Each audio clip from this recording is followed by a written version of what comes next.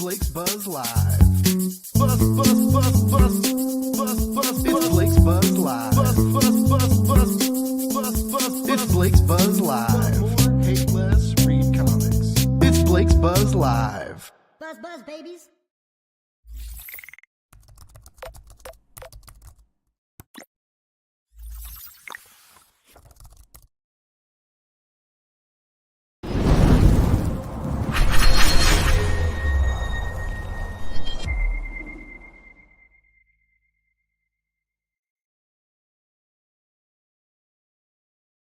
Hey, Buzz Babies, happy Saturday. Yes, look at me. I'm back in the streaming garage with the good mic and the nice comfy setup, and it's still hot, but it's not 100 degrees hot out here anymore. We got a tiny little break in Kansas City, and it was very appreciated. Thank you, weather gods. Anyway, happy Saturday, everybody. I know it's a weird time, and if it's too weird for you, you can blame the guest I'm about to introduce because it was his wild idea. I'm just kidding.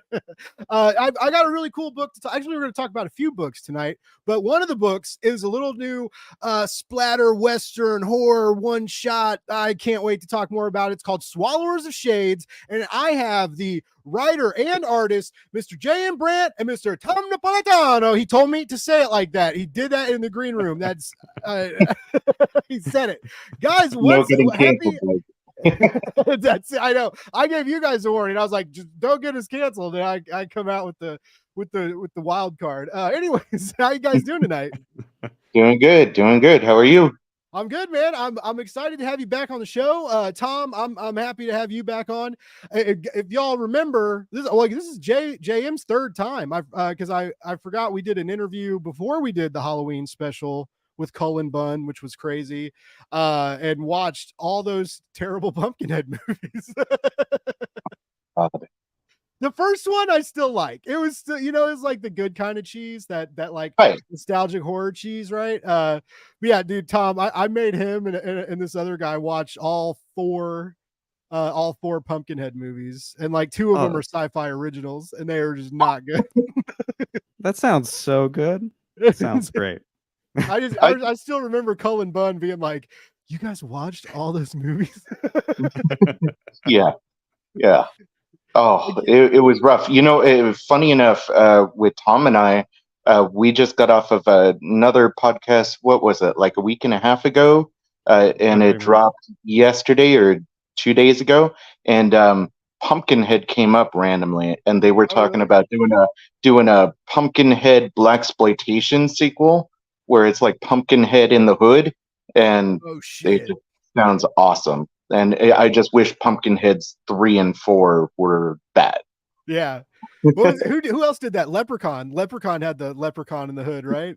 Yeah, that was part 5. So I think it was like part 3 was Leprechaun in Vegas, part 4 was Leprechaun in Space, part 5 Leprechaun in the Hood, and then they did a part 5, part 2, Back to the Hood. Yeah. Look at that! Look at you dropping the horror history knowledge in the chat. You're goodness. Talking to a fucking dork, is what you're doing.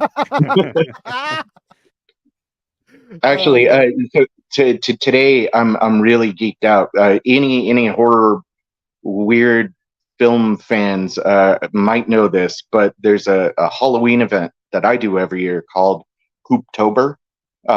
It's if you're part of the Letterboxd horror community, it's a movie challenge every Halloween season with like heavy requirements for watching horror movies, and you have to watch 31 of them that meet the criteria by the time the clock strikes midnight on Halloween. Oh wow! And those rules drop today. So can you start today, or do you have to start? Is it like October 1st to 31st? I think we start on September 1st. Okay. So like we have a week to fill out the list and figure out what we're going to watch. And then it's something that like it sounds possible, but when you're a writer and have a day job and have a kid, it turns out it's fucking impossible to watch 31 movies in that span of time. That's a lot. I believe in you though. Yep. Thank you. I believe in myself, but I also really want to promote this book And Oh yeah, so that gets in the way of shit it too. feels like, because I'm a horror writer, Halloween and Hooptober always come around like at the same time as what I'm working on. So it's a good time, and it's a great time for Swallower of Shades to come out. This is going to be a great October, man.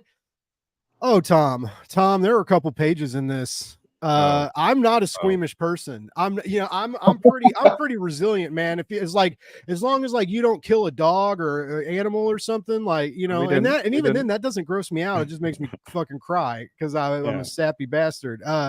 But yeah, man, there were a couple moments where I was just like, my guts like wrapped around my fucking spine, man. I was like, I don't even know. I haven't experienced something like that in a hot minute, dude. Both like visually in comics or even visually in cinema. Like in horror, because I watch quite a bit of horror movies too.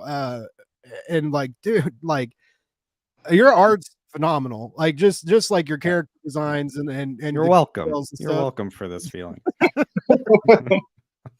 I mean, man, it's when you like turn that detail into like those intense moments, right? Like, you know, I'm not gonna spoil it for no spoilers. I want you guys to fucking see the couple moments in this book that just like, you know, luckily I was on a tablet. Ren and Stimpy close up with a few of the scares. I think that's that might be the first splash page in the comic, and it comes like around, you know, around the midpoint, and it like fuck, man, like I mean it was a rough one to draw. It was rough to draw. Was it? Did you like scare yourself, give yourself nightmares? Like I think it was mostly just like I gotta do this page eventually. I gotta do it. I think I remember trying to convince JM that I was going to do like some silhouetting to maybe not do as much. And you were like, what do you mean? And I was like, fine, I'll just draw it. I'll just draw. Yeah. You don't hide behind you shadows. say splatter Western, you mean splatter Western. There's a reason that it's like its own genre. You have to. And Tom knocked it out of the park. I mean, I was just at a tabling at a monster convention, Monster Palooza out in Pasadena, and I pre-sold the book to a bunch of people just on the basis of that one splash page. Nice. Anybody that wanted it spoiled, I just threw it out to that, and it connected. Like it's going to find its audience for sure. I'm going to say one thing, is that just like,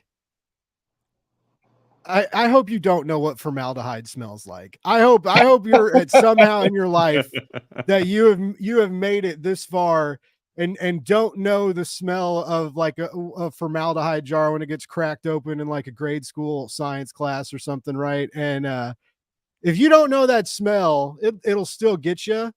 But if you know that smell, you might fucking Ralph on this comic book. And I mean, I was so buy glad. 2. Buy 2. And if you're going to get a variant, buy 3, just to be safe. But I mean, wow, man, you know, I read a lot of horror books, and you know, those jump scares, those unsettling moments, you know, page turns are very important in horror.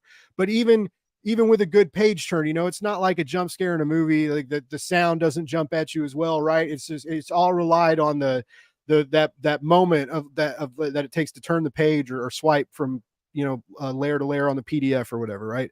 And in that brief moment is where you can like bring the shock and the awe and jostle us and unsettle us for, you know, the tension and plot beats to come. And boy, oh boy, did you guys fucking do that. Like, and you know, like JM, I loved Swamp Dogs for a lot of reasons too. And I mean, I think your writing is on another level here too. Like, both you guys are bringing not just the A game, you're in the fucking S tier zone, gentlemen. Like it's very, very good.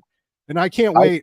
I can't wait for people to experience this for Halloween. Like in this, it comes out October 18th, right? And and we'll remind you of this several times throughout the show tonight, but you need to pre-order this before September 1st, or you can do it on the day of September 1st, but don't wait till the last minute.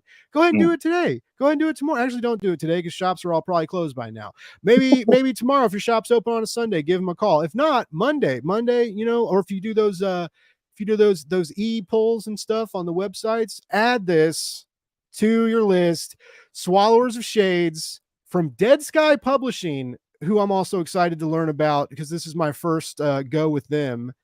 And they just, I mean, if they're letting you guys do this and this is the kind of off the rails that they're going to provide to the comic book medium and the kinds of stories that they're unafraid to put out, like, I'm ready to fucking party, guys. Like, this is cool stuff. Oh, hell yeah. Yeah. Yeah. But yeah, I mean, it's I don't know. Am I allowed to say that it's on Avatar level? You Blake can be the judge on this. Like, is this Avatar crossed level? I mean, I wouldn't say Avatar, but I'm not the biggest Avatar fan. I haven't even seen the new movie yet, but I would say, I mean, I'm trying to think of like a good horror film to compare it to, but even I can't. I don't know a lot of horror westerns. No, I'm sorry. I meant like Avatar Publishing. Like if you don't know that, like Avatar, the $1 million I was a little big confused screen. too. Yeah, like, no. blue people in our comic. It's actually black and white. Yeah. James Cameron wrote a splatter western. This is what it would be.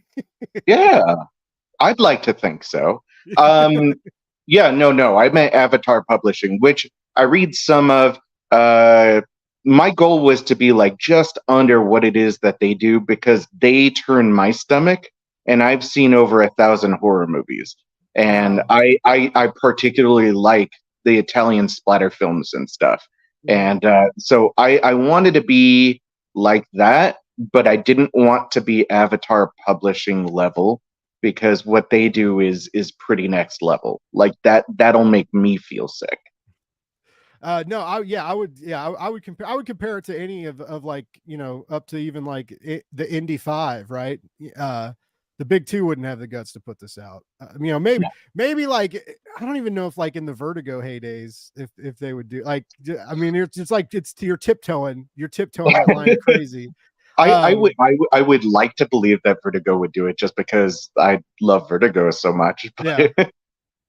What do you think, Tom? You're a DC alum. Like, yeah, could we be a Vertigo book?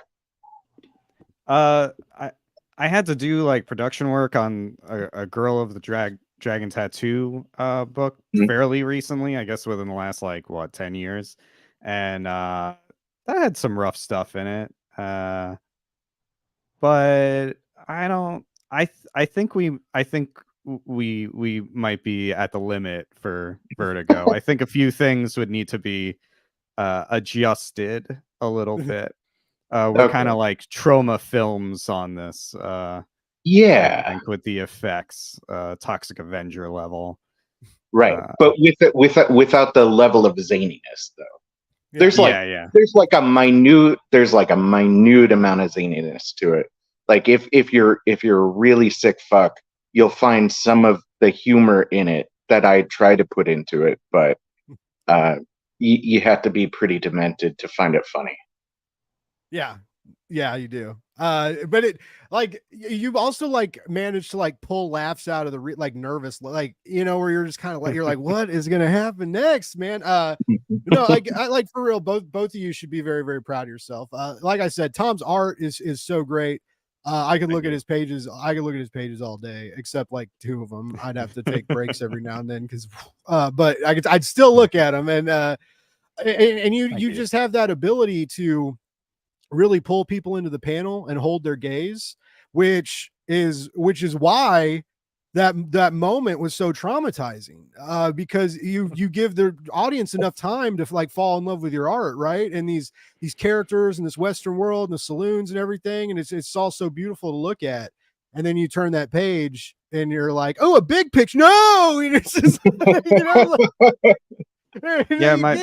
can't look away, man. It's just like not to say that I'm on level with him, but one of my like biggest inspirations is like Bernie Wrightson, and he has Nice. like this way, especially with black and white, to sometimes be kind of goofy and zany with some of the characters and their body language, but then he will just give you all the detail, and you get this real level of gruesome drama with his draftsmanship. And especially when it came to black and whites, I kept on trying to think and work in a way that I would hope Bernie Wrightson would try to work.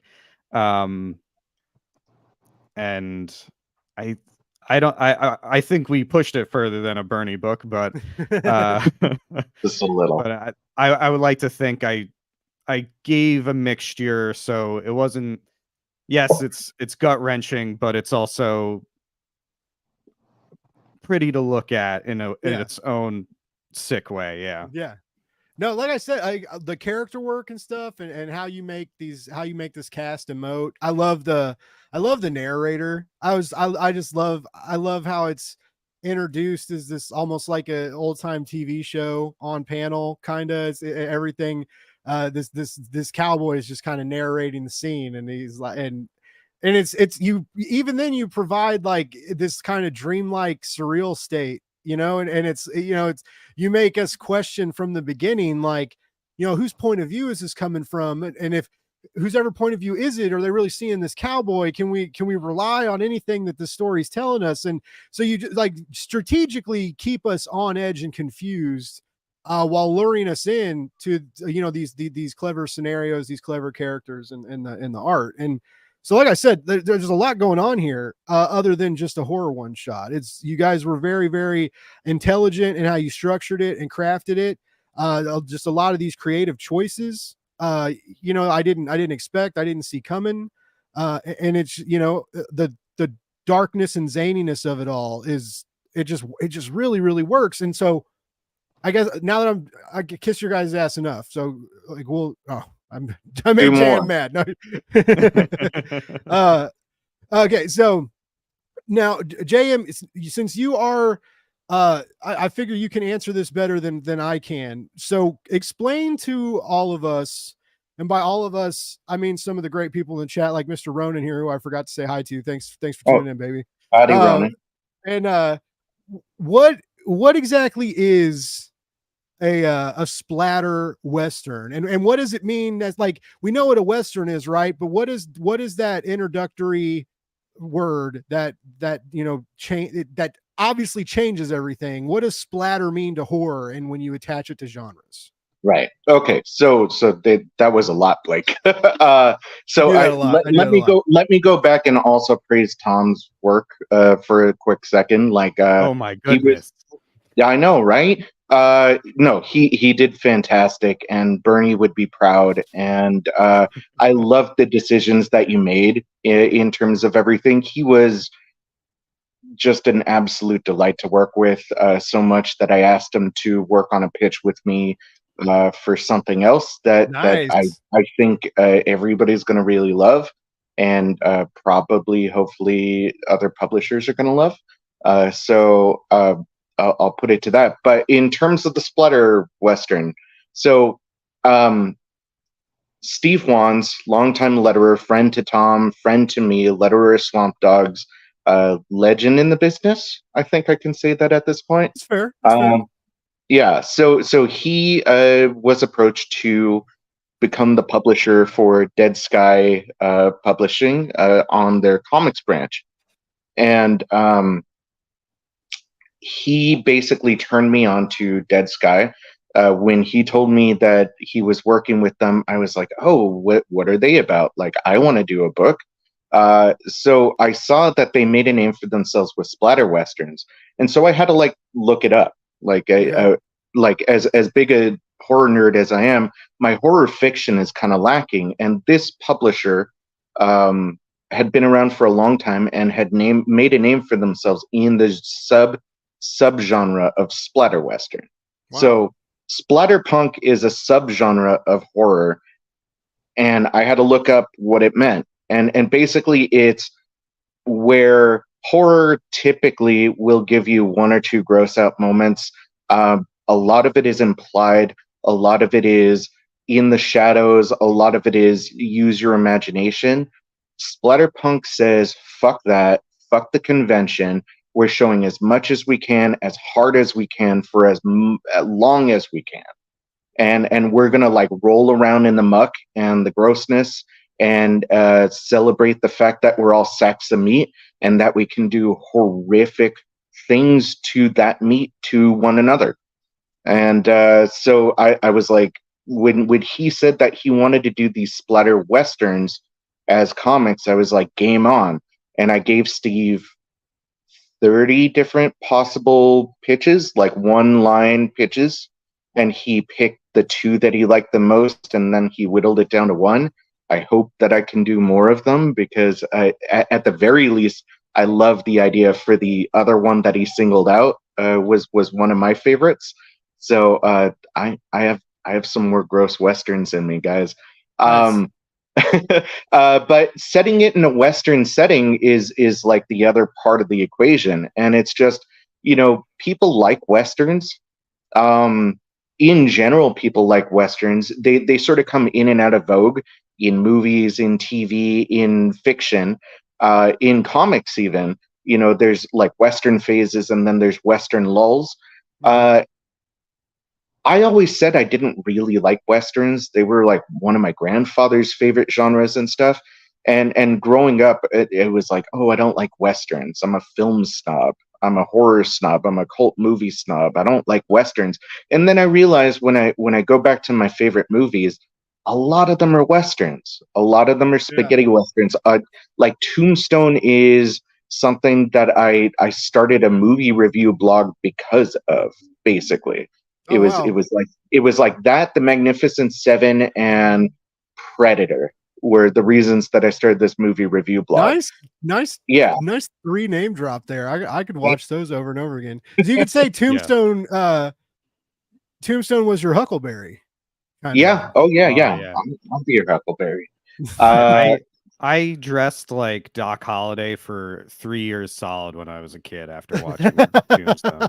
Is that pre or post Columbine? Because you don't want to be wearing that duster at school. I guess pre. Okay. Yeah. Wow, it was pre. That's crazy. I forget how old that movie was. JM, I used to say the same thing because my dad's real into Westerns, and I used to just not get it. I thought the same with war movies too. I was just like, these are all boring, right? And then my ideas on both have changed hard. But yeah, Tombstone was definitely the one I was like, this is what a Western can be. Like, oh my God, like it's so Tombstone good. is so fucking cool. Tombstone is like and timeless. To be a cool, and like everybody's in it, and oh my God, like that to me is pretty close to a perfect movie. Yeah. Since we're talking about Tombstone, just a little tidbit about Swaller of Shades. One of the early drafts of Sheriff Dillon, our, I guess, main character, I early on designed him wearing a similar outfit as Doc Holliday. He even has the like shoulder holster that's positioned for like quick draw. And we eventually decided to go a different route, especially since Sheriff Dillon shouldn't be based on a badass gunslinger. Yeah. But I did get to sneak in my little Tombstone Easter egg. The two-headed soldier is definitely based on Kurt Russell's mustache. So nice. Okay, you didn't even lay that one on me. Like I didn't pick that one up, but nice. I like that. I'm glad that my first Western has a Tombstone nod. Yeah, now it's legit. It wasn't legit before, but now that it's got the tomb, I'm just kidding. No, that's no wonder I love this book so much, because like all of us love this movie, and you sprinkled some of it into this book in the best ways. And I think I like horror for Western, right? Like one of my favorite combinations is the sci-fi horror, because my dad had me watch, like he let me watch Alien when I was real little, and it fucked me up when I was a kid. But then I grew up into like, I have this like huge love for horror and sci-fi, and like when you combine them both, like Event Horizon is one of my favorite things ever. And when people call it a silly B movie, I like fill with a fucking violent rage. Oh no, I want to that's a like, perfect movie. and I want to lash out and be like, it's a gem. It's an iconic film. It's not a joke. Can but, I It's better than level with any you, Mike? Hellraiser. No, okay, I'll grant that. I really want to redo Event Horizon because I have a couple tiny bones to pick with it. But it's got like the skeleton of a great thing, and it's got moments, but it needs some updating. If I got like my you hands two on to Event draw it. Horizon, it would be like people would die watching it. People would actually just drop dead. I'd be okay. What's that new one? Talk to Me. They said like people were fainting in the theater watching it, supposedly. Yeah, I'm looking. I always wonder like what, because I remember going to see Skinamarink, and now Skinamarink did make me. It made my whole body hurt. Like I was like clenched up and like my hands were tired at the end of it because I was squeezing my fist so hard and like my jaw was clenched, and they mess with, I don't know if you guys have seen it, but they mess with like grain and bright and dark lights, right? And so the theater by us, because there was a limited release, we had to sit like in the first 3 rows. So you were sitting back like this anyway. So we were close to the fucking screen, man, and it was just like was so bright and dark and bright and dark, and then it would get really loud sometimes. And it reminded me of those gangster criminal movies, right, where they like throw someone in the basement and have like strobe lights and metal music playing for like days at a time. They come in every now and then and throw cold water on them or something. Like that's how Skinamarink made me feel. You felt like you were being tortured too. I did, yeah. And and my sister was not about it, right? She was like, "Fuck, we paid $15 for this. What the fuck, Blake?" And my about to be brother-in-law, her fiance, they like we kept talking about it on the way home, and the more we talked about it, the more we realized that it was unconventional as fuck, but all the stuff it did and how it made you feel, and how like no movie had ever made us feel like that before. And in that regard, like you can't not say it's a success, right? And like what it did and how it performed. But yeah, I just I don't know where I was going with that, but that's if you guys did Event Horizon as a comic book, that's where I was going. I'll get back to it. I always come back to it somehow. No. I was going to bring it back, but I knew you would do it. But I feel like when you said like you would die, either reading it or watching it, like, like thinking of how like Tom could do a scene that's like, where we're going, you don't need eyes to see, and like when that chair spun around. That's a really good Sam Neill, by the way. Yeah. That was a good Sam Neill. Thanks. I was gonna be not an interpreter. What are they called when you make the impersonator? An impersonator. I was gonna be an impersonator, but I didn't even know what they were called, so you can't really do that. I can't. I can't do impressions. That's the a guy that I went to high school with. He was a grade below me, and he wound up being my college drug dealer. Turns out that he wound up being the Larry the Cable Guy impersonator for the Cars PlayStation game. No way. Like he replaced Larry the Cable Guy in a Cars racing game. So he was what is it, Mater? Is that the character's name? Yeah. That's funny. Could you imagine like being Larry the Cable Guy? Would you be like how Larry the Cable Guy went from like what Larry the Cable Guy used to be to like, I'm not doing no video game, like just like I told you guys, I can't do impressions. He's too good for PlayStation, I guess. Like he doesn't want to he doesn't want to record like 4 takes of oomph and that'd be the best paycheck ever. I would do it too. I would love to do some voice acting at some point. But yeah, bringing it back and the squeamish feeling, I think that's something Tom and I both were really going for when it comes to the splatter stuff. Is like, what separates it from just like a horror western or anything, and it was we wanted to have these punctuations in the book that were just brutal as fuck. I listened to a lot of black metal when I was writing this. It really heavily influenced the work. It just like I like those splash pages. I did it with Swamp Dogs too. If you're doing a horror book, I think one of the best things you can do is have a page turn onto a splash page and just make it something that you haven't seen before, especially when you're working in such a constrained genre. Like if you want to honor the genre, you're going to hit certain beats the same way, right? You're going to hit certain notes. Same with the Western. You know, it's a very limiting genre, and the freedom is in the details, right? And so we wanted to punctuate the hell out of the book and make it our own and make it something that people really remember. Just like my Event Horizon that I'm going to do at some point. Now, Tom, when you got these scripts from JM, when you read these pages, well, first of all, I'm not familiar with how JM writes. Is he real tight and real descriptive and stuff, or does he just kind of like give you the main set pieces and set you free, or how do you guys work together? That's actually a good question. It's been quite some time since I actually looked at JM's script. I think we've been sitting on this for a year. Oh, wow. Yeah. He's detailed. I remember there being like, oh, I gotta like put I have to like make sure these key points are all here. So I think at points he would be very descriptive. But most part we talk things out a lot. I think we figured out like we would just talk it out and figure it out from there. I was trying pretty quickly to turn around thumbnails for him to look at, and we would discuss from there if everything was fitting or working.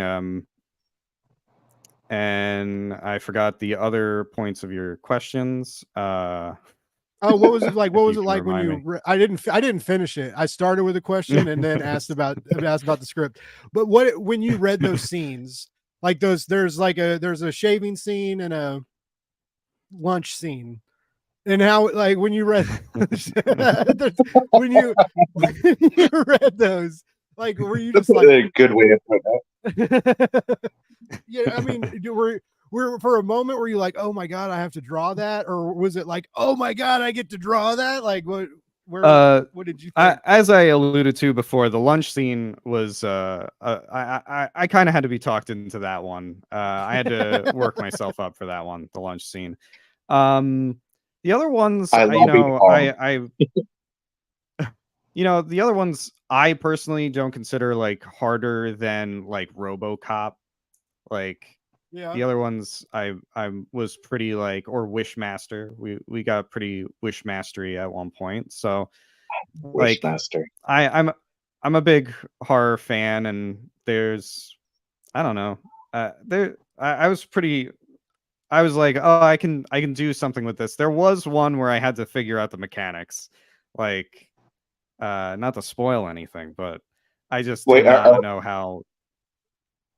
Are we talking about an admiral? Are we talking about an admiral here? Or are we talking about a jungle, the jungle guy? Yeah. I love how we're all speaking in code to talk about this book. The things people that are tuning in are like, what the fuck kind of Western is this? Jungle Admiral. They're eating lunch. Yeah. They're eating lunch and shaving, Blake. Eating lunch and shaving.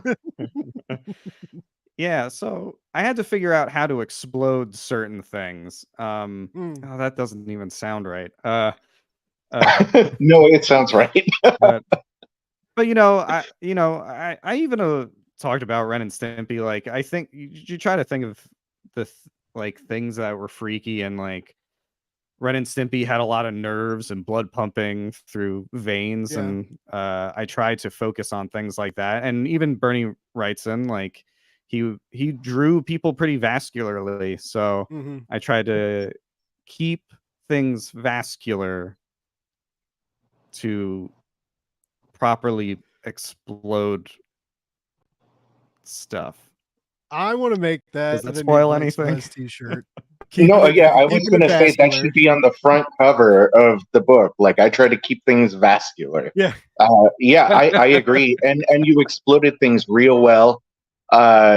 Things were popping off literally. And I was jumping in here. I was a little bit worried about how Tom would take things because, I took splatter Western as a challenge.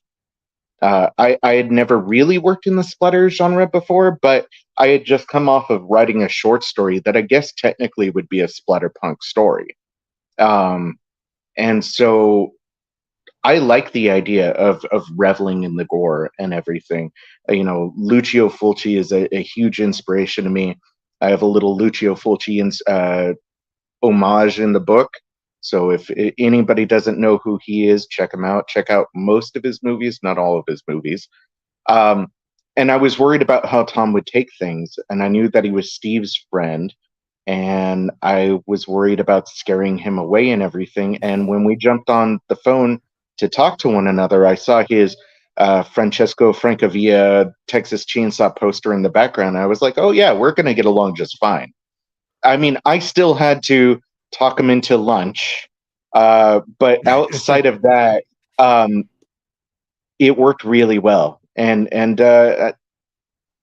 I'm still new to comics. I mean, I had Swamp Dogs, I had this, I had another book that I wrote a script for and got paid for, but I never saw the light of day.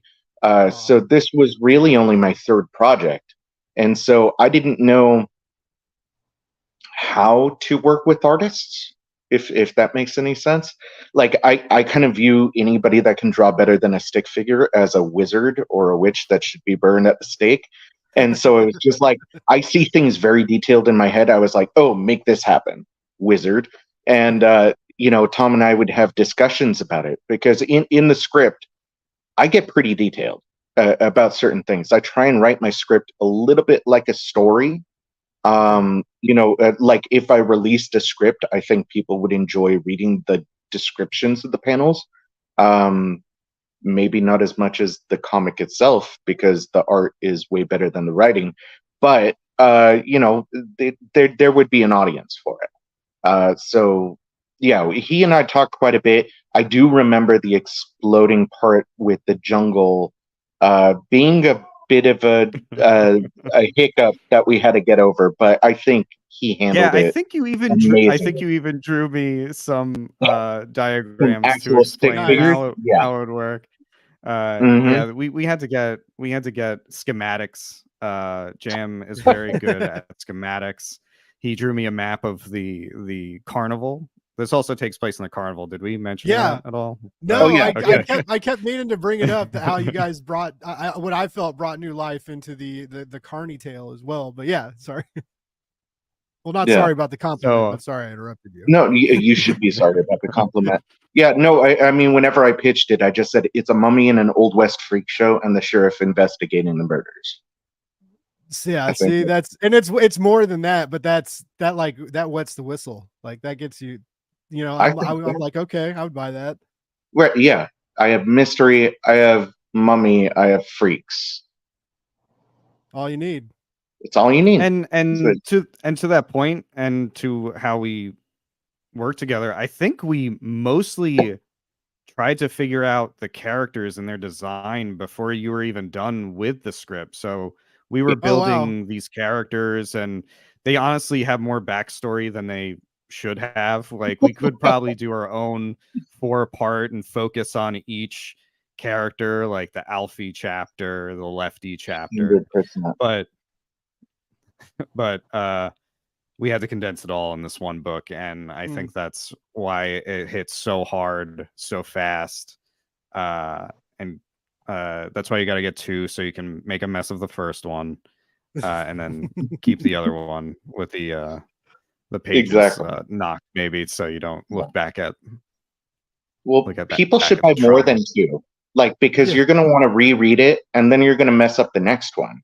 Yeah, and then you're going to want to reread it, and you're going to mess up the next one. Just buy like a wholesale pack. Buy a Costco pack of Swallower. Yeah, buy a pallet of comics, and then on Christmas Day, stand outside of get you and your friends, like go to the local churches and stand outside and offer the children Christmas comics and Oh and my give this to God. them. And Like one of those like religious tract books. I Yeah. forget what they're called. Chick the light tract. or the Yeah. lighthouse Oh my novels God. and stuff that Jehovah's Yeah. Witnesses do. Yeah. I want to hand this book out right next to a chick tract guy. That would be so much fun. I thought we Yeah. said we were gonna try to not get canceled during this whole Well, conversation. We try. We try. We have made you it read 40 Chick Tract? minutes. He's been canceled. That guy is awful. That guy is like he's a zealot. He's a xenophobe. He's a misogynist. He's a homophobe. All that good stuff. He's for hate. I'm for love. I'm for gore, but I'm for love. Nice. Shout out John. Thanks for tuning in. John is John's another horror writer. He owns Part-Time Comics, but you can kind of see it in his profile picture there. He does Drumsticks of Doom, which is a very cool title. Right on. It's on my list. Yeah, nice. It's solid. It's solid. I love it. I love it, even though do I love John? No, I'm kidding. I do love John. I love Sarah, thanks for tuning in. Always happy to have you. Sarah also has a new Kickstarter coming soon. Sarah, I'm sorry. I can't think of the name of it. Well, just ask Sarah to type something type again. Type the name and the link to your sign up page. And I'm sorry. But post that in the chat so people know. I think it's Glitch. I want to say Glitch. I feel like I'm wrong though. But anyway, it's very good. And issue 2 is about to come out on Kickstarter. Now, guys, you said you've been working on this for like almost an hour. You almost been working on this for a year, and like doing these character designs and backstories. It's been done for a year, Blake. Oh wow, it's been done for a year. Yeah, we were waiting for DSP. I think it took us 3 months to do it, maybe. Mm-hmm. How'd you guys meet? How'd you guys meet and pair up? Oh, Steve played matchmaker. Steve wanted me to do a book. He asked me to pitch a book. We talked about artists. He sent me a couple people, and I said, based on those people, Tom, it seems like the guy. And he was relatively, yeah. I picked you, Tom. I picked you, and I wanted you. And I still want. What did you see? What did you see? Like when you were looking at his art or pinups or something? I know what you saw. What did you see that really like set your heart ablaze? Okay, so this is, I mean, we're talking more than a year ago. We're talking like last May, maybe. So correct me if I'm wrong, but you and Steve did a pitch together, correct? Yes. And was this the Arctic kind of thing-esque pitch? Okay, yes. That's yeah. Basically they did something that reminded me a lot of the thing, but to be fair to Steve and Tom, it is not like a knockoff of the thing. It's its own very unique idea that deserves to be published. I saw that. I saw the level of detail. I saw. I just saw a kinship. I don't know. It would call it a feeling, call it a gut instinct. And when we actually got on the phone, because I said I want to talk to you about this in person before we do anything.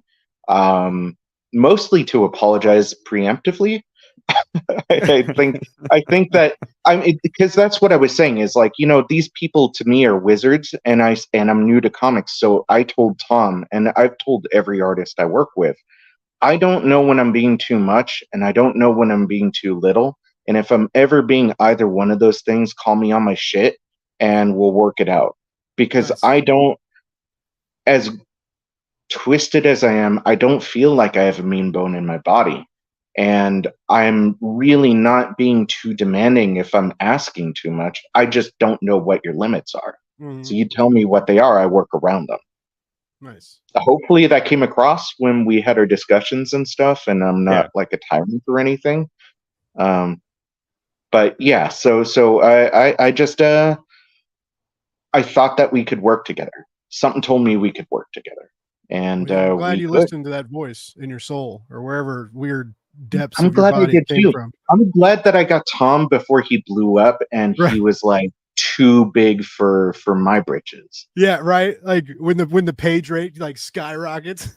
Oh my God. Yeah, Yeah, I'm I also can't even imagine. I also didn't get a pick of writers. Like, what was that about? No. That's because Steve likes me better, even though you guys have been friends long. Wow.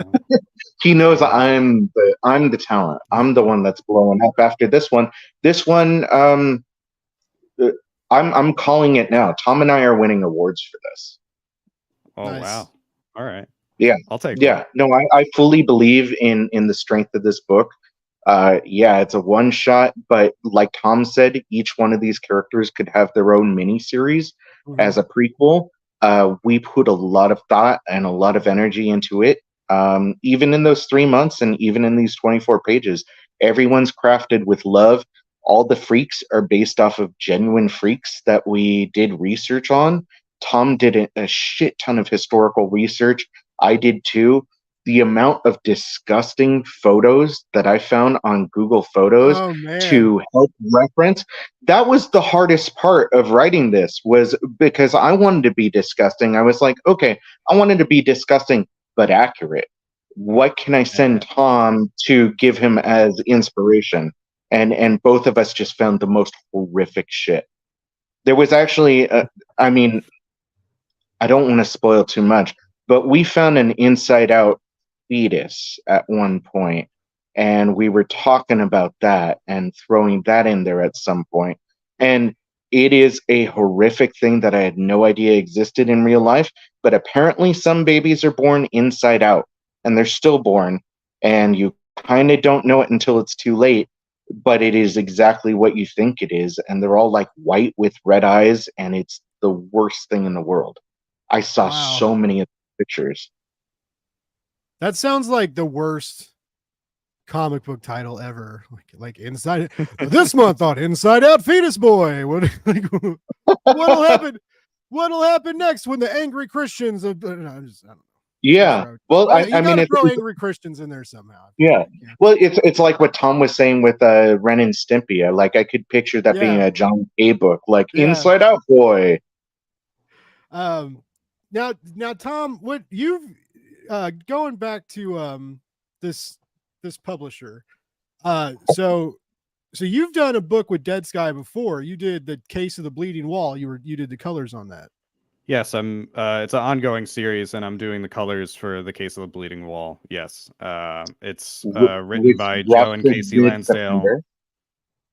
It comes What was that? September. Oh, September. Yeah, okay. Drops in mid-September, so you guys can still order it. Yeah, and the artwork is done by Daniel Serra. Yeah, and I get to. That was another good read. Like I get to do some watercolor effects. Yeah. For his artwork. Are you like digital, or are you pen and paper, paint and paper? I'm pretty much all digital now. Okay. Obviously trained pen and paper, went to School of Visual Arts. You know, I can do it classically, and I just gotta say thanks, Ben, for June's shout out for the Raven book. Is it your Uncle Tommy? Okay. I figured that was the case. I'm Uncle Tommy. Thanks, June, and thanks, Ben. Yes. So I've been coloring. I actually was trained to color before I was even trained to letter. Oh wow. So I've done a few things. I don't know if you've heard of Tales of the Night Watchman with Dave Kelly. And I don't know. We did so the Savage Dragon, we did Savage Dragon backup, so that has been published that I've colored. And then we have we have a Park Slope Reader version of those stories. I'm kind of trailing off, sorry. But I did a lot of work for him for a book that's yet to come out, and so I've been kind of building slowly a coloring portfolio. Cool. Speaking of Dead Sky Publishing, they have a book, The Left Hand Path, coming out with art by Ken Knudsen. I'm probably butchering his name. Yeah. And I've done a lot of like comics with Scott Bryan Wilson, who is the writer of that book. Nice. So, and we have some things in the can, and hopefully you'll get to see those soon too. I This really is trailed news to off there. me. Well, I'm glad you got to the left-hand path, because that was another one I got to read that I wanted to talk about. What a fucking trip that was, except now, like, I a agree little with. Oh my creepy, god! but like, it's, we're venturing into like sci-fi horror a little bit, right? And it reminded me of House Yeah. of Leaves, the Daniel Zwersky novel. Just like the notion of, like, with, it's a little bit more intense, but they get lost inside of this house, and like the measurements of the house are bigger than the outside of the house, and they start finding these corridors, and they go on these adventures through these corridors, and all this crazy shit happens, right?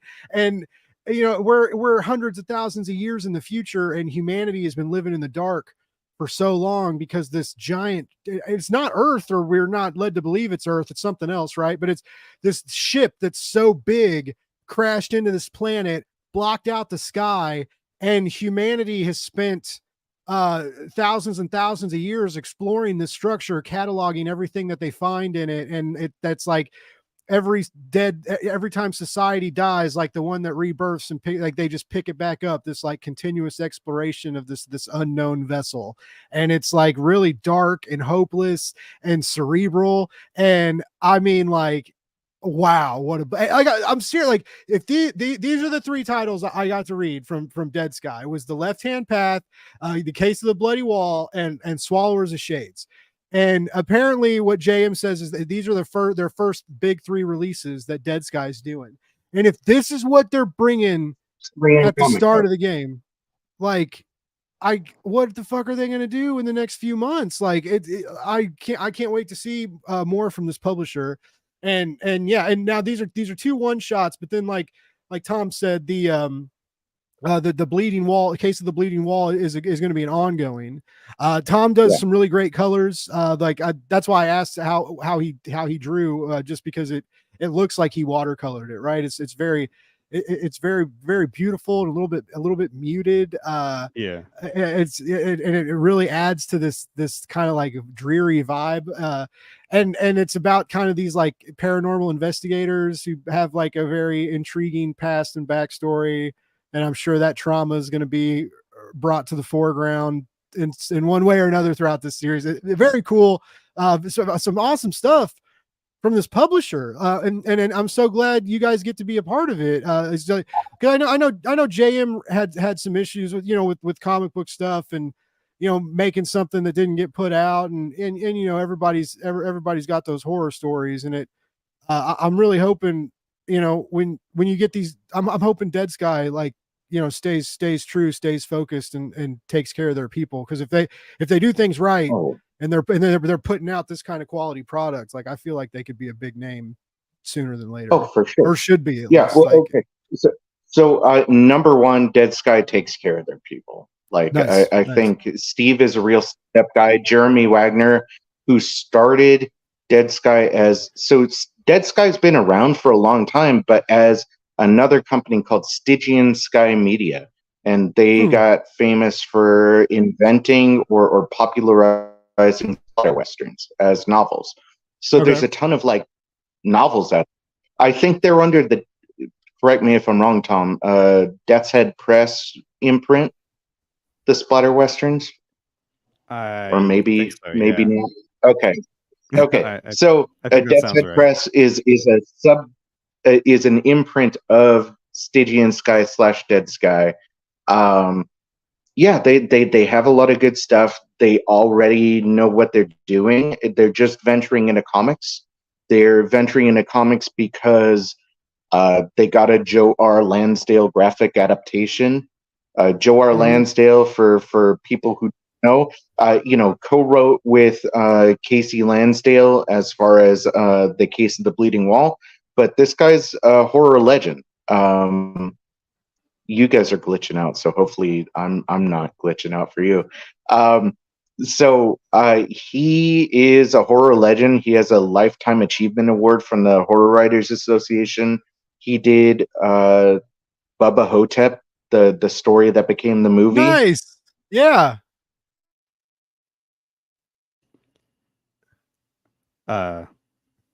and just is JM lost for you, Blake? Yeah, he's spinning. Okay. Just to clean up what their like novels imprint is, that's Deadhead Press. So that is an Okay. imprint of Dead Sky Publishing. But yes, vamping. What's Yeah, was it different like for you as a, well, I mean, obviously going to be different for you as a creator, you know, doing just the colors instead of the line art and stuff too, but working for like someone else's, you know, these are based on novels, right? So like working on someone else's property, which I guess you're working with the creators of the property, so it's an adaptation, but you guys got to stay pretty true to it because you're working with the original creators. But was any of that Yeah. different for you, or were you just like, or were you just getting the scripts and banging them out? I'm pretty used to that. I mean, I'm mostly known for lettering, so I work on other people's properties a lot. So Okay. I go in with the same headset as lettering. So I get the pages, I color it to hopefully everybody's liking, and keep going from there. I try to match the mood and things. My mother is a amazing watercolorist, so a lot of what I'm doing is me digitally doing what I would do if I was actually watercoloring. So Nice. uh Do you yeah. write at all? Like how when's the deal? When's like the Tom Solo book coming out where you just Jeff Lemire it and do everything? Yeah, where does I the phone stop, Tom? I took a stab at writing, drawing, and doing my own comic. It was called Belly to Belly. It was about a food truck indie wrestler, and it was kind of like a rip on Scooby-Doo. Like he would drive around using this food truck to make money while at wrestling shows. It's actually Nice. a rip off of my friend's idea. His name's Juba, and he is a wrestler, and he wanted to start a food truck with people, and I love the idea of that, so I took it and tried to self-publish. I my website was way different back in the day. I was more bloggy and was updating it for like with new pages for this story, but that's really the only thing I wrote and sort of published on my own. But in school I would write my own things to work on comics, but I'm not really going far into the writing part Okay. of the aspect Well, of comics. okay, so Tom doesn't know this yet, but he's going to have a lot of input on the project that we're pitching together. Nice. Surprise, Tom. Oh, you know what? I actually wrote some short stories with my friend Rick Matthews, and that was published in some book that I forgot the name of. So that's a horrible plug, but I've dabbled. I'm a little bit better. Published so much you just can't even remember where shit's at anymore, ladies and gentlemen. And I think I hope JM agrees with me. I think I'm a little bit better at editing. Like I'll take the ideas and edit it in a way that'll work. Not necessarily in dialogue, but in like beats. I try to hit the story beats. The movement between panels is where I do kind of my writing. Yeah, Tom definitely took the indigestible parts of my script and made them masterpieces of cuisine, like high fine dining. I mean, gross dining, but like high fine dining. Yeah, he smoothed out all the rough edges. He is a poet in images as well as in letters. Nice. And colors, I would say. Yeah, like the Case of the Bleeding Wall looks great, and another just a fun read. I got a very good opening issue too. I thought, right? It's you know, it's I feel like you guys got a few extra pages for the Western, but like we got 24 pages. Oh, was it? Good. Okay. Yeah. It's just, the PDF was like, I thought it was 30 something, but there may have been some extra stuff in there. Yeah. It's dense. The splatter Western is dense. We packed a lot into a small space. Yeah. For sure. But yeah, Case of the Bleeding Wall, which, by the way, before I dropped out, and sorry for that, issue 2 comes out mid-October, just like Swallower of Shades. Nice. It is currently in previews. You can pre-order it up to the next month. And I do want to say, at least once before we go, pre-ordering for these books is essential. And the reason for that is these are the first 3 comic books that this publisher has put out. And so shops don't know about them. I am working in my off time on top of the day job, on top of the special needs son, on top of everyday life. I'm calling comic shops and just trying to like plug Dead Sky to these people. And we're getting in a few shops because of that, but we're not going to be on most shelves. We're not going to be easily found once we're printed. So you have to take the initiative. If you're a saint, you'll talk to your local comic shop and tell them to stock us. And you'll be doing everybody a favor, honestly. And like, not just us, the creators, but you'll be doing any lover of horror, any lover of Westerns, any lover of unique ideas. And dare I say, because this was a big influence for me, any lover of the Coen brothers, which is a lot of people, a favor by getting this book into as many hands as possible. But while you're at it, get the Case of the Bleeding Wall #2 on shelves at the same time. I don't know how I started coloring #3 today. So oh yeah, Mazel tov. We got to keep Tom working. We got to keep we got to keep his dream alive. You got to keep JM working because I already have a few books that are greenlit by DSP. So if you like Swamp Dogs, if you liked what is out so far, and by the way, anybody that knows my book, and Blake, you know my book, we are working on it still. Our artist came back into the fold, and so we will be finishing in the nearest future. It's not going to be one of those like stories that never gets told. It is being finished. So if you like that and you like the idea of Swallower of Shades and you just want to see a bunch of cool shit by me, support this publisher, because this publisher and Steve, they really want to see me get my ideas out there. It's just about like whether or not, like, I don't think anybody wants to take a loss on me. But if they could break even with me, I think they'll be happy and they'll just keep letting me put my madness out there. So do it for me. Do it for the game. And do it for fucking comics. Because honestly, I read a lot of books, and I read a lot of indie books, and I do a lot of work with like Kickstarter indie books and stuff too. And there's a big horror indie scene on Kickstarter and the crowdfunding zone.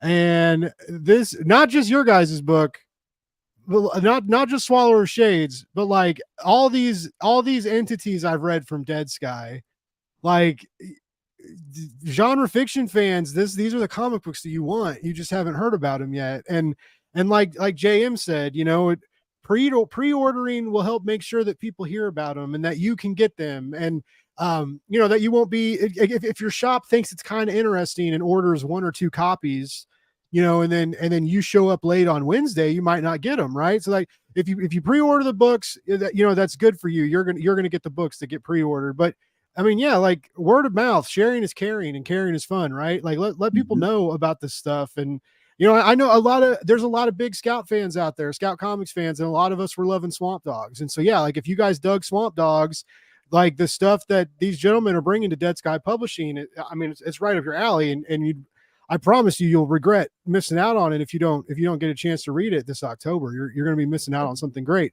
Now, you guys mentioned that you both know Steve Wands. That's how you guys got wrapped up in Dead Sky. That's right. Yep. Nice. Yeah. And that's good to know. I liked how you said, JM, that they were treating you guys well. That's good to know and exciting. No. Yeah, well, Steve's a lifer as far as the comics industry goes, and he's seen different publishers and how they treat people.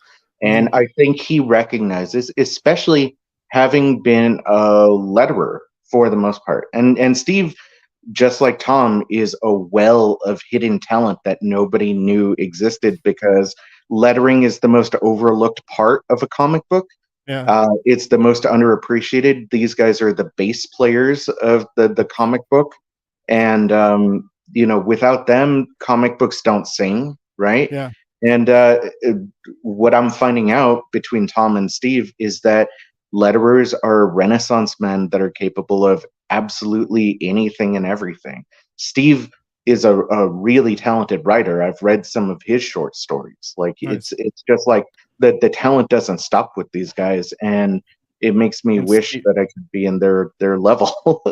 to put Steve over even more, one of my first memories of Steve, we were both working at DC Comics, and he was working in collected editions, and I came into the room to pass some sort of files. I was kind of like a gopher at DC for a while, and he was working on like this fucking amazing, excuse me, sorry for cursing, this amazing You're uh canceled.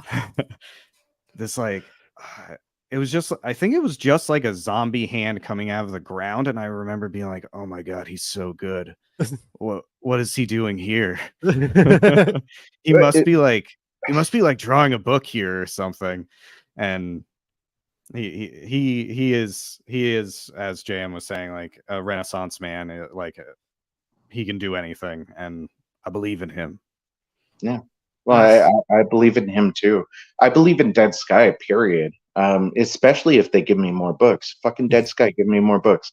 But I do believe in there being like a horror centric, dark publisher out there. I think there's an appetite for it. I went traveling to 15 different LA shops last weekend to try and push our book, and actually to try and push Case of the Bleeding Wall and The Left Hand Path at the same time. And everybody said horror does really well for us. Nice. So if horror does really well for you, and horror does really well for comic book shops in general, then there should be a publisher that focuses on that. And not to say that everything coming out of Dead Sky is horror, even though Left Hand Path leans horror, even though it's a sci-fi book. But just somebody that's willing to accept the darker limits of what the comics medium can do, Yeah. I think is a really big thing.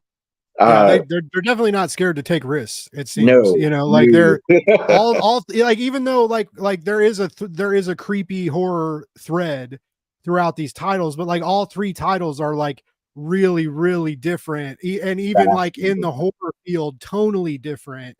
Mm-hmm. Art is all like they look different, they feel different. So Yeah. there's a lot of fresh experiences in each title, even being in the same genre. So like, yeah, these people get it. Like they don't they're not like focusing themselves, or they're not putting themselves in a corner, or trying to just like take over like a niche, right? They're in the horror niche, but they're letting people play around in that Well, area. I mean, it's a big playground. Like, Yeah. I mean, that's one of the things that I feel is like really freeing about writing to a certain genre.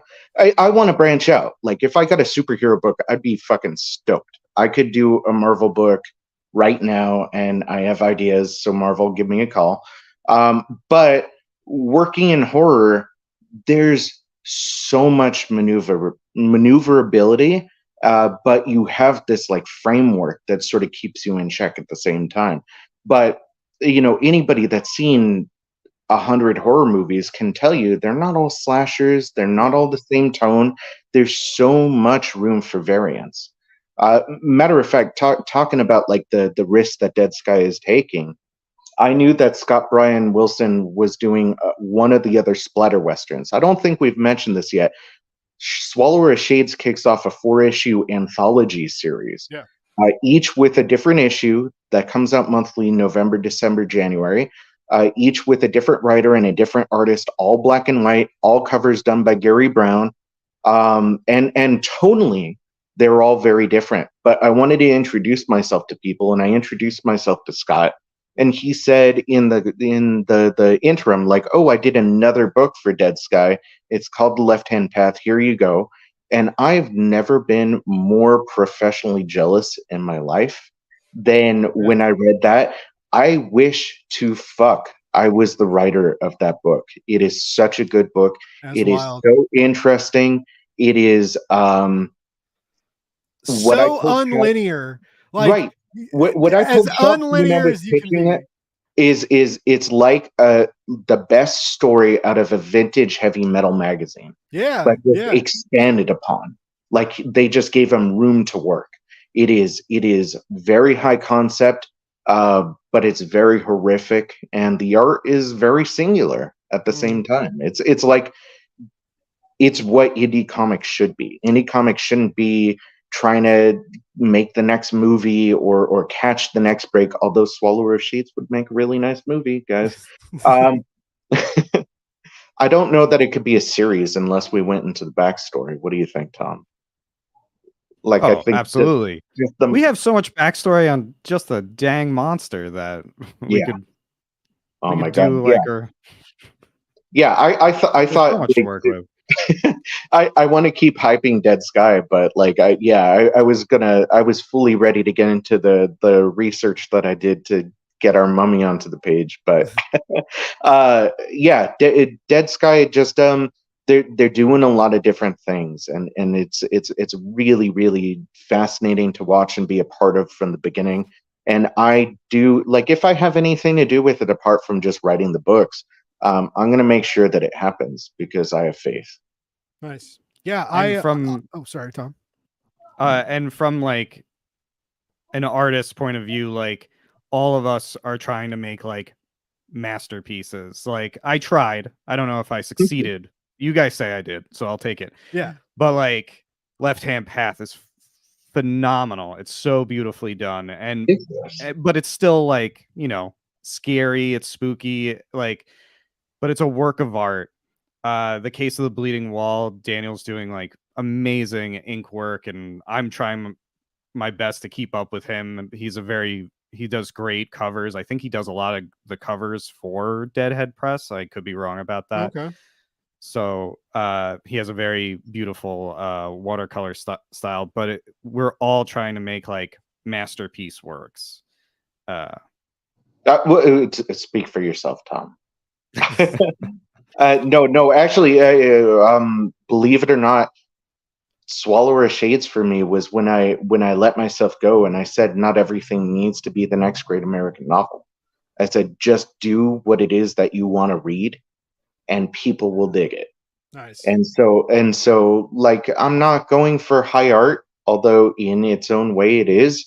I could talk for another hour, 12 minutes and 22 seconds about the thought process that went into the writing and how the narrator teases the first person, the second person, and the third person in it at different points, and you know, the tradition behind it and everything. Like, I could get scholarly about it, but really it was just about doing a mummy rampage and a freak show.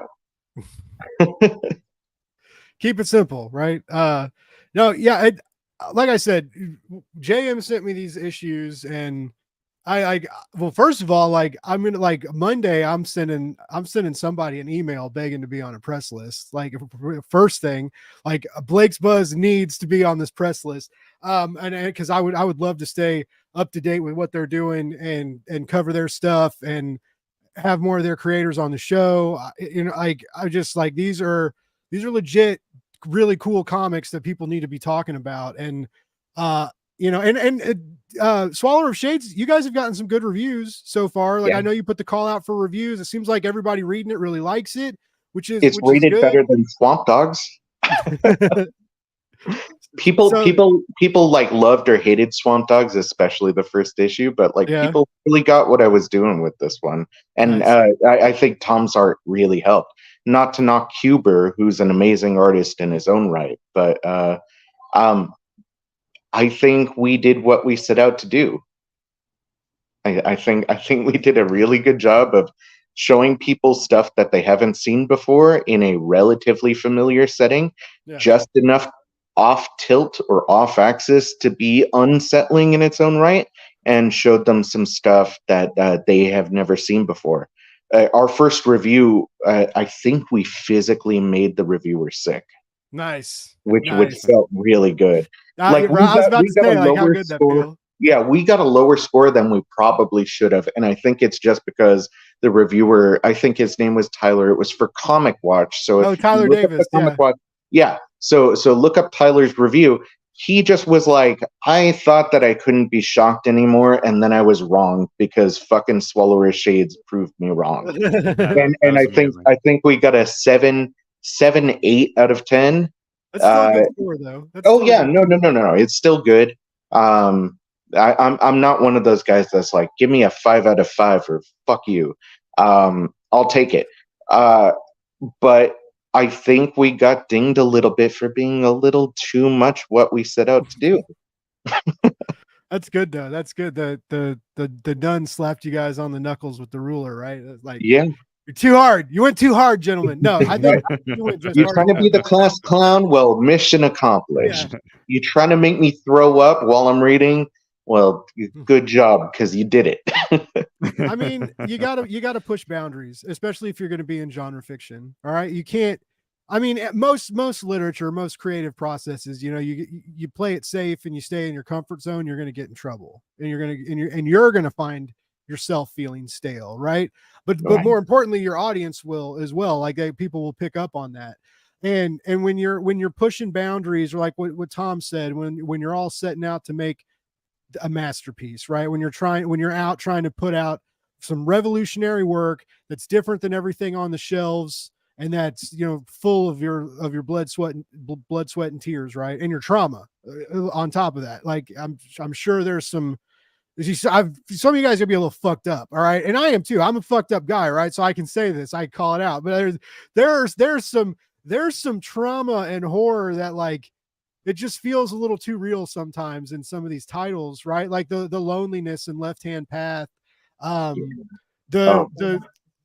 that weird deal of what like memory plays with when bad shit happens to you when you're younger and you got to grow up with it, like in the Weeping Wall, right? And like there's just some very, like, a lot of respect and realness paid to the trauma like interwoven in these three different narratives. And so just like as out there as they get, and as alien as they feel sometimes, right, it still hits you in a like uncomfortably convenient area, because you're like, oh shit, I've been here, I've never had anything crammed down my throat like that, but I've been like I mentioned, like when you've never had lunch, Blake. I've never had lunch. But wait, like I like think about that. People that are listening, like really think about that, and that notion of like how like you'll wish you don't know what formaldehyde smells like, because it's just you'll pray to like every dark god that you can wipe that scent from your mind. Spoil it so bad. I do. I want. It's so like, guys. It's because I've not read anything like that in over a year or two. I can't. I literally sat down. Well, I was sitting down when I was reading. It's not like I was like I was at my standing desk reading on my walk in place deal, because I'm so healthy and health conscious. No, fuck that. But sure. Like I sat there for a while and thought about like some of my favorite comics, how some of my favorite comics made me feel, and like that kind of visceral, just like like when the stones fill up your belly and you're like make your guts uncomfortable, right? And I couldn't really think of a moment in comic books that made me feel like that. There was like maybe like that one scene in Preacher, when you see his dick or what's left of it, right? Yeah. Like that's Preacher the made me feel weird a few times. Garth Ennis is one of my main inspirations. Or like when he was doing Crossed and stuff, like that's what you guys made me feel, was that. And Crossed, by the way, Blake, is Avatar. That's who I was talking about. That's okay. I thought it was okay. I thought it was, yeah. But yeah, it's and even then, like Crossed was gross, but it was kind of comical, and like you guys said, there is humor in Swallower of Shades, but it's not. It's very like it's undercover. You're hiding it, and so you don't really notice the goofiness of it all until kind of when you like look at the wider picture and think about the story a little harder, right? So anyways, I just like, I won't spoil it, but I just haven't read a scene like that in a long time, man. And I feel like I'm talking to like a girl who's breaking up with me. Like, no one made me feel that way, baby. No one. Like, you made something wake up and come alive in me. You know, like it's like I'll never be the fucking same. Which is that's true. what I'm gonna try and do with every book. I promise it. I'm always gonna push boundaries. I'm always going to go somewhere that people Travis Gibb is scared of the writer.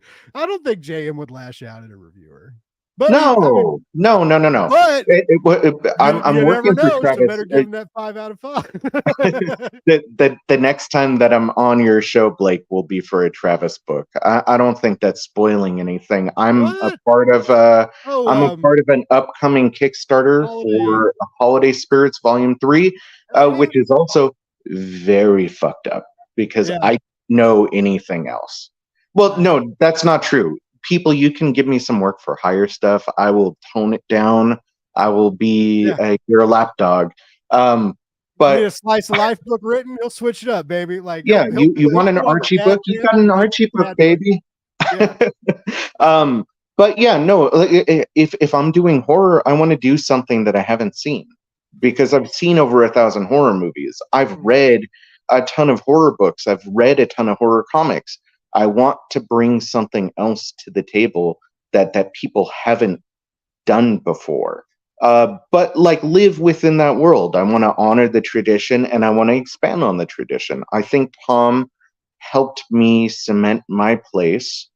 And Tom himself cemented his place with that lunch scene more than anything.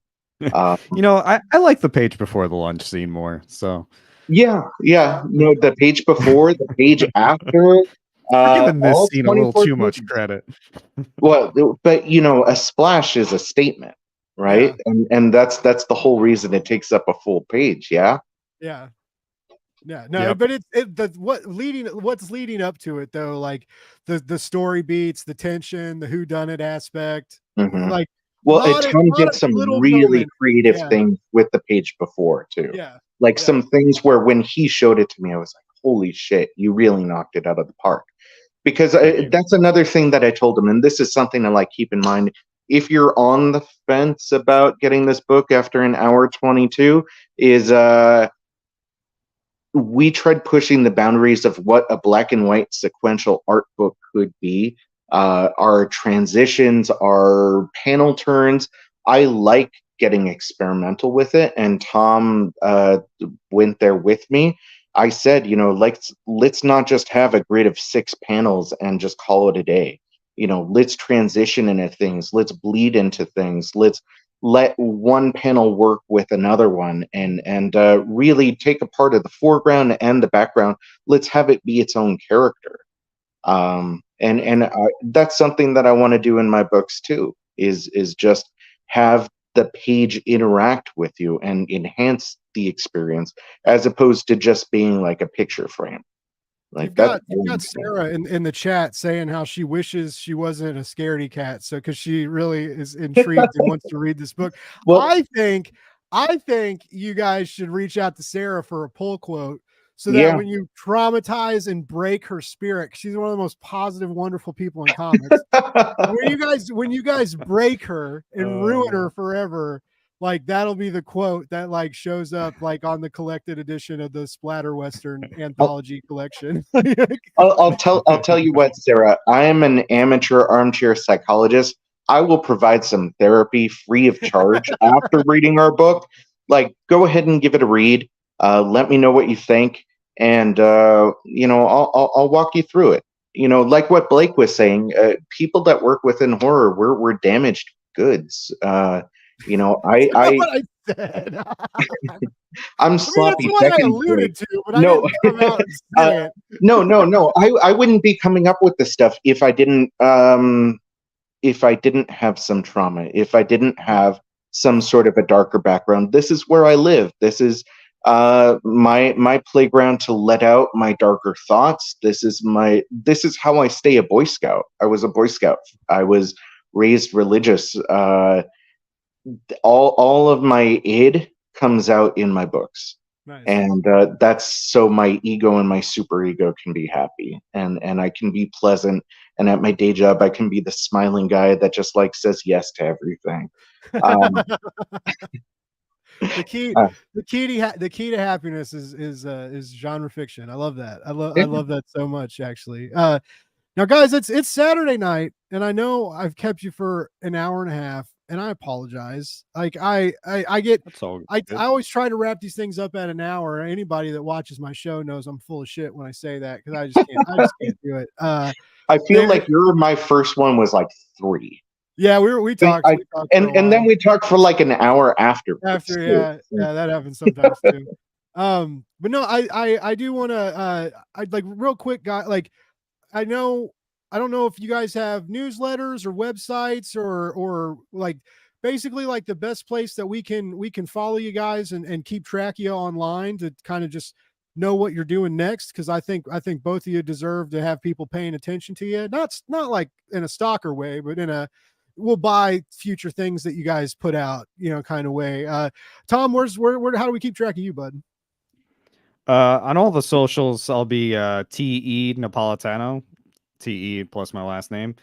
And I do have a website, tomnapolitano.com, but I was trying to update it and kind of broke it. So you might not want to go there Start with right now. Start with the socials, yeah. Give them I follow. already gave them the socials. But I just mean like people will be able to find when you fix your website from there. Yeah, yeah. And if you can fix his website for him, do it. Like, if anybody out there who likes to fix websites for free, please speak up and give Tom a hand, because as someone who's tried to design a website who was like, can't be that hard. It's fucking hard. It's hard. It's hard. It's hard. So yeah, I've been there before, Tom. It's not fun. But no, so everybody follow Tom, and he's got a cool Instagram account.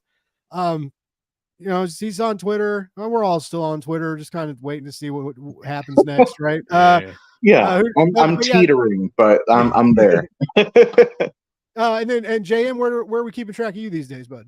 Okay, so I haven't memorized my Blue Sky or my Threads yet, so sorry, guys. How dare you? I know, right? So on Twitter, I am at MRJMBRANDT. That's Mr. JM Brandt, MRJMBRANDT. On Instagram, I am at j.m.brandt, because I don't like having a cohesive brand. Probably a mistake on my part. And then from there, I may or may not jump ship on Twitter. It's tough because that's where I get my best engagement, my most engagement. That's where I talk to you, Blake. That's what makes Twitter worth it. I know. It's the people. It's not the people on the top. It's the people. We have a cool community in comics on there. I think so. I'm worried about it too. Like I've met some really cool people, you gentlemen included, because of Twitter. So yeah, much obliged. So I mean, I'm on the other channels tentatively. Wait until I've had my fill on Twitter. Wait until Musk has broken my will completely, and then you can find me on the other ones. Nice. I am trying to start a Substack, but you can find that info through my socials. Nice. That's exciting. I love Substack. It's fun. And then everybody, I'm sure most of you know how to find me, but it's Blake's Buzz on Twitter, Facebook, Instagram, Blue Sky, Threads, YouTube, TikTok, Substack. Semaphore flags. Yeah, it's I try to keep it easy. And if you guys are interested in some t-shirts, you can now buy my t-shirt from about 20 or 30 different fucking websites that I didn't approve of. They're all over the place now, so go get yourself a limited edition Blake's Buzz t-shirt. Buy the illegal one. Fuck it. Rock on, baby. Like, hey, at least the message is if you're nice. Wearing that shit out in public, it's good for me either way. So like, thanks, suckers. Well, it's a good message, right? Like, love more, read more comics, hate less. Yeah. What else do you want? True. Steal more t-shirts. That's, I guess I need to add a Well, fourth selling more bracket. t-shirts would be nice. Yeah. What more do you want? Money. Oh yeah. Yeah. The thing that like doesn't make everything better, but kind of No, it makes everything better. It makes everything better. Like the only fucking rich people and poor people lying to themselves say that. Yeah, exactly. But yeah, everybody for real, like follow these guys, follow Tom, follow JM, and like we mentioned, pre-order these books. Please. Okay, pre-order Swallower Shades. You have until the 1st of the month. Can I worth plug the $5. diamond code, Blake? Hit him with it, baby. Okay. Go to your local comic shop. Tell them to stock the book, please. Tell them to stock Case of the Bleeding Wall Part 2 also. But then give them the diamond code AUG 231383. That's AUG 231383. Am I correct, Tom? I think you're wrong. I think you're wrong. Okay. It's AUG 23 1838. God damn it. Okay. Sorry. A few too many whiskeys here. Let me be a good host. Yeah, please. And Yeah, settle it for us. I had to jump onto my phone. I had it open on my laptop. 231838. Yeah, that's right. Okay. I can say the military alphabet. AUG 231838. Yes. I had it backwards. Don't listen to me. Listen to Tom. It's right there. It's right there. He makes more sense. And if you guys, forget that number when you're at your comic book shop or whatever, just give them the title. They can usually search for it and find it. It's on Previews World. They know how to navigate that website and that database and stuff. But that is the code, and that does make things easier when you give them that code. They can pull it right up. They can get you what you need. Dead Sky Publishing, put them on your radar. Seriously, I cannot wait to see the future stuff they put out, including from these guys or other creatives. Right. Well, and following us monthly is 3 more splatter Western one-shots. Yeah. So that's going to be read those. Those are good. They're fun. Scott Bryan Wilson does one. It's good. Nice. The Splatter Sisters do one. It's good. Oh, really? Yeah. Damn. Yeah. RK Latch. It's his first comic book. It's good. Do it. Sick. Yeah. I got to get on this press list. Oh my God. I got to do it. I'll slut it up. I'll slut it up for the write up, right? You're not just giving me free comics to give me free comics. No, it's I'll send me a top list pick. Everybody in the chat, thank you everybody for hanging out. I never know how these weekend streams are going to go, but we had some we had some people watching the whole time. Sarah, thank you for the comments. I was right, by the way. Her comic book is called Glitch. I didn't give the wrong name. Glitch is in pre-launch right now for issue 2. Definitely check that out. She's great people. And just another big team player for indie comics. Always pushing up people around her, and very, very selfless in that regard. She's awesome. And you guys, I am so excited for both of you. Seriously, I remember when JM talked about this book a long ass fucking time ago, and I feel like for 5 years, man, he's been telling. I haven't even known him for 5 years, but it feels like that whole time he's been like, wait till you see this Western I'm doing from this. And he kept mentioning, first he didn't mention the publisher. He's like, this new publisher, and I was like, okay. And then he when I heard him say Dead Sky Publishing, I was like, well, that sounds fucking metal, right? That's just it's a cool name. And then he started posting some of your art, Tom, over the last couple months and doing the sneak, man. It's like I've been hanging on this guy's every fucking word for a long time, and to finally get to read the book and not only, pay off in every way imaginable and hit me harder than I thought it was going to hit me. Right. So just I really, really am excited for you guys to get this into the public's hands. I can't wait to see what they think about it. I hope. Like I said, you guys are already getting the good reviews. I hope those continue. I hope you continue to get some good coverage for it, because it's a cool thing that you guys are doing. And I want the indie world to lift you up so that you guys keep working together. I know you guys got a new project coming maybe later. It's all of that's ways away, but this is if you guys are I feel like during this interview, you're vibing pretty good. You seem to have a real good working relationship. this is the book you guys put out. Like, like, what are you guys going to do with the next one? And then what are you guys going to do after that? Right. You're going to be like the fucking Brubaker Phillips of fucking stomach twister horror shit. I want it. I want to see it. I'll work with Tom as long as he lets me. Nice. Well, Tom, you better I will fucking work let with him. JM as long as I can take it. Well, there might be a few more like talking him into things, but if we're not going splatter, then I don't think I'm gonna have to talk to you. What's left? What could you even talk him into after this? Dude, I'm just kidding. I'm sure you have no clue. But Yeah. I will bring up lunch anytime I try and talk to him. God damn it. Well, everybody, I hope everybody has a really great weekend. Thank you again so much for hanging out with us. Tom, it was great to meet you. JM, it was great to have you back on. Guys, anytime Blake's Buzz can ever do anything for you, whether it's a new book or something, always welcome back. It was such a good time talking to both of you. And yeah, everybody, like I said, that knockoff t-shirt that's all over the internet, love more, hate less, read comics. It is a good message. And I also really do believe it. And you know what? When you live by that phrase, life ain't so. I mean, life still takes a big fat shit on your head sometimes. But it's easier to cope but with. It's less bad. Yeah, it's less bad. It's a tough, firm stool that's easy to like brush off your head. It's not like a runny, nutty mess that just gets everywhere. Right. And then when you can't wipe it, you only smear it, I don't know. That was me trying to like write a JM comic book. Yeah, I was going to say that's your pitch for Dead Sky, right?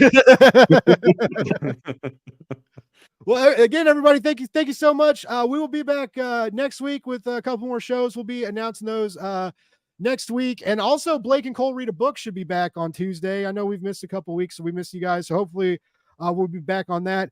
Please pre-order this comic. Please check out Dead Sky. Please follow JM. Please follow Tom. I swear to God, you won't regret it. They're bringing the sauce, and the pasta's good, and the vibes are great. So dive into that, and everybody have a wonderful weekend. And guys, unless you have anything else you want to shout out, I'm gonna play the music and set you free. I've been wanting to do this as a sign off the entire time. Buzz, baby. Yeah. I'm gonna clip that audio and steal it.